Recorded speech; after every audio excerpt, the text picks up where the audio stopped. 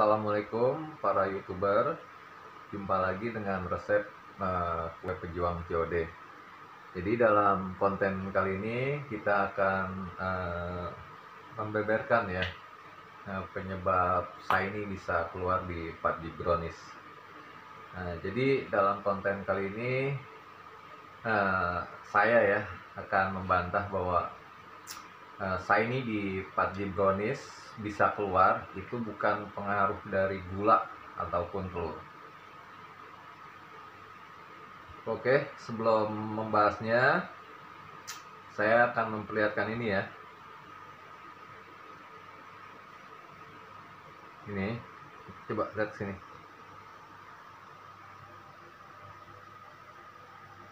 Jadi ini testimoni kami ya. Ini terakhir 1406 testimoni dari konsumen atau langganan di FB Gustinina ya. Jadi scroll aja ke bawah.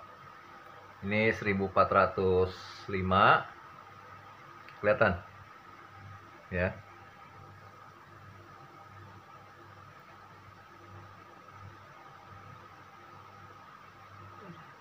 Ya.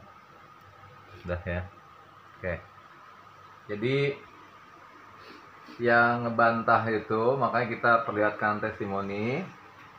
Jadi yang ngebantah itu benar-benar udah lama bergelut di bidang bisnis kue ulang tahun ya. Jadi kita ini pembuat kue ulang tahun ya, terutama buat kue Black Forest maupun brownies. Jadi kita insya Allah paham benar dari ini ya tentang coklat ya. Jadi di ini ya, oke, kita balik lagi di konten Shiny di PUBG Brownies ya. Jadi ada beberapa macam teori yang berbeda-beda ya di ini ya. Jadi teorinya ya, pertama, Kak, kok saya pakai takaran gula segini itu bisa keluar ya.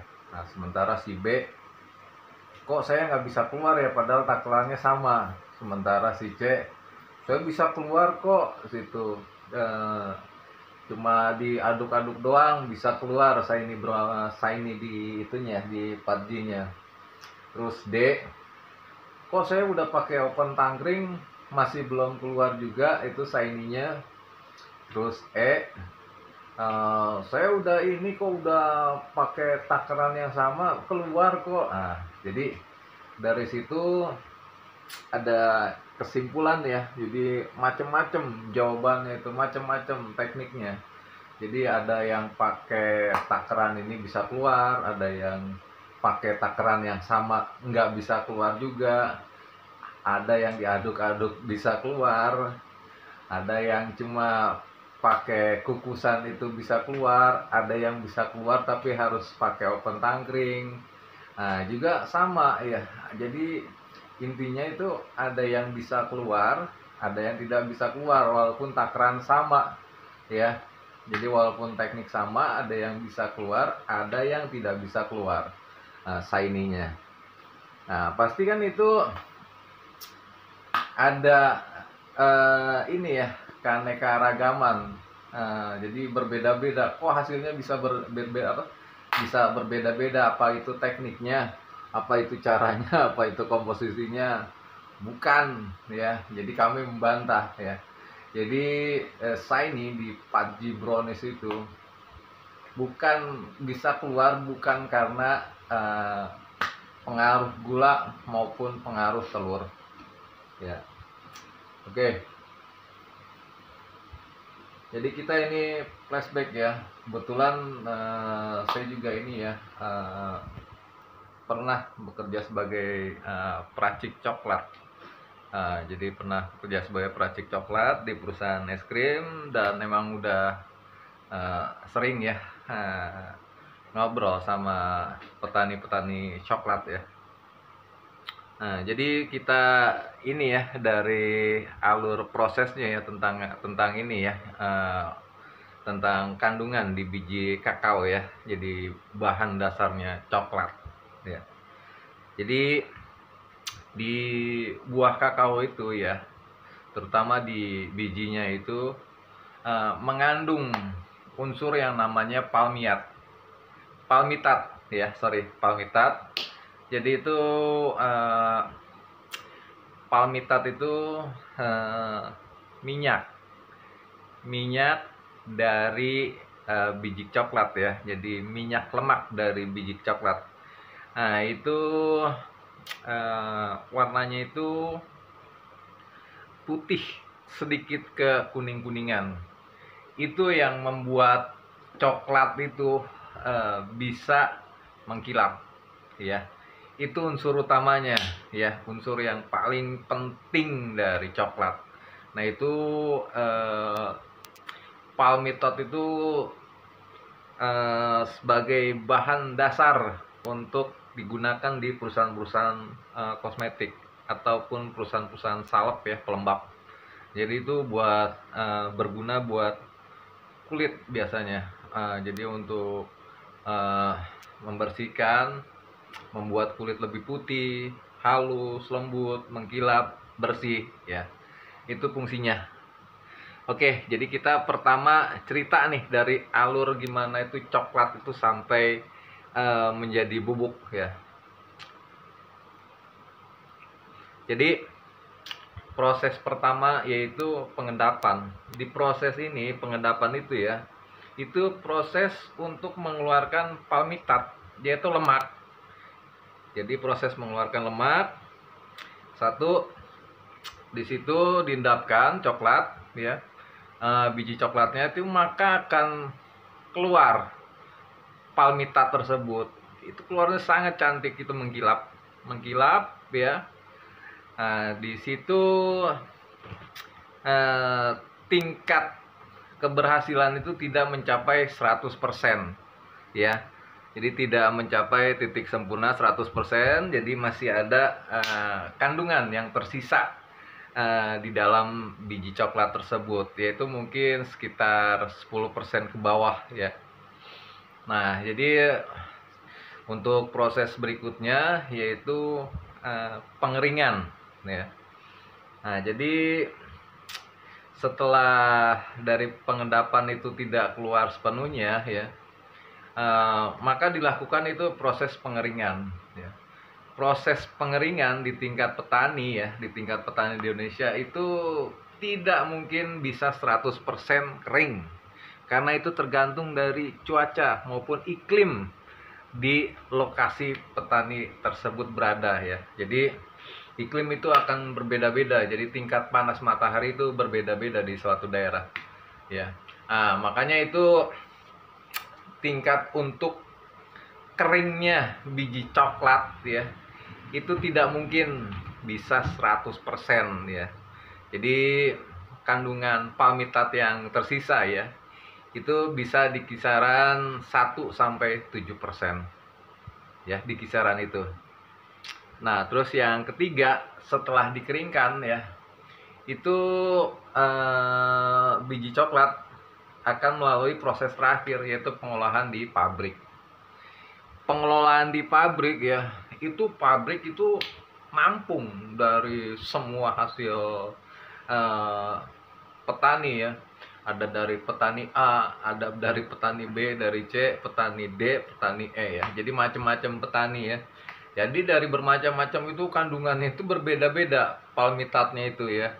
Ada yang 1-7%, ada yang misalnya 5-10%, itu berbeda-beda. Nah, jadi setelah tercampur, mereka diolah dan jadilah itu bubuk coklat ya. Nah, makanya dalam proses pengeringan akhir di bagian pengolahan ya, pengolahan pabrik ya, itu kandungan palmitat itu akan beragam macam kandungannya itu. Jadi tidak 100% kering, karena pabrik itu dalam mengeringkan itu ya, itu bukan mengeringkan, bukan hanya 1 kilo, 2 kilo, 3 kilo, 10 kilo, 20 kilo, tapi berton-ton mereka itu mengeringkan ya. Makanya hasilnya bisa berbeda-beda ya. Hasilnya bisa berbeda-beda ya. Jadi kandungan palmitatnya ada yang 1-5%, ada yang 5-10%, itu berbeda-beda karena emang di pabrik tersebut itu hasil dari berbagai macam tampungan para petani ya. Nah, dari situ, dari kandungan itu hasilnya berbeda-beda ya. Nah, makanya jika jika mama bilang, wah ini kok saya berbeda-beda, beda hasilnya, padahal takaran udah sama, sementara si Ma itu saya bisa kok berhasil. Nah, sementara si Ma, oh saya bisa kok cuman pakai kukusan. Terus si Ma ini bilang, wah saya bisa kok pakai oven tangkring kayak gini. Mah makanya di situ kan hasilnya berbeda-beda. Karena apa? Karena kandungan palmitat dari coklat bubuk yang udah dikeringkan, yaitu hasilnya berbeda-beda ya, tidak sama. Ngerti nggak ibu-ibu? Jadi bukan pengaruh dari